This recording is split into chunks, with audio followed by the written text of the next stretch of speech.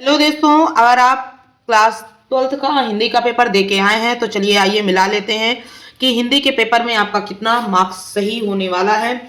तो यहाँ पर अगर आपके पेपर का कोड 302 BN है तो आइए सब अपने क्वेश्चन को आप मैच कर लीजिए कि आपका कितना मार्क्स का सही हो गया है, क्योंकि मैं इस वीडियो में आपका पूरा सोल्यूशन इस पेपर का कराने वाली हूँ। तो चलिए जल्दी से फटाफट जान लेते हैं। तो इसमें पहला क्वेश्चन है जो कि आपका बहुविकल्पी है।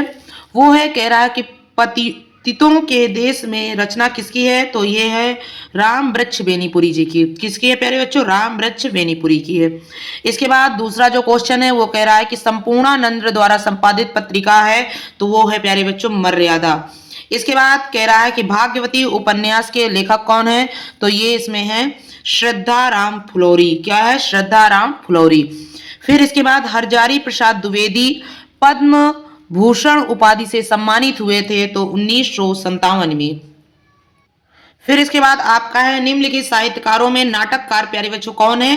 तो ये आपका इसका करेक्ट आंसर होगा मोहन राकेश। कौन है प्यारे बच्चों? मोहन राकेश। इसके बाद मैथिली शरण गुप्त द्वारा रचित कृति कौन सी है? तो वो प्रदक्षिणा। क्या है प्यारे बच्चों? प्रदक्षिणा। ये आपका राइट आंसर है। इसके बाद रामधारी सिंह दिनकर जी की रचना क्या है? तो स्वर्ण किरण। रामधारी सिंह की दिनकर की ये राइट रचना है प्यारे बच्चों। इसके बाद छायावाद की विशेषता क्या है? तो श्रृंगारिक भावना। श्रृंगारिक भावना क्या है? छायावाद की विशेषता है। इसके बाद छायावाद युग में लिखी गई रचना कौन सी है? तो चित्राधार। चित्राधार इसका करेक्ट आंसर हो जाएगा। इसके बाद महाकवि भूषण जी की जो रचना है प्यारे बच्चों वो है आपका छत्रसाल दशक। क्या है? छत्रसाल दशक। इसके बाद प्यारे बच्चों इसमें गद्यांश आधारित प्रश्न है कि उपयुक्त गद्यांश का संदर्भ। प्यारे बच्चों आपने क्या लिखा है इसको बताइए, और रेखांकित अंश की जो व्याख्या किए हैं उसको कमेंट बॉक्स में कमेंट करिए कि आप लोगों ने क्या लिखा है।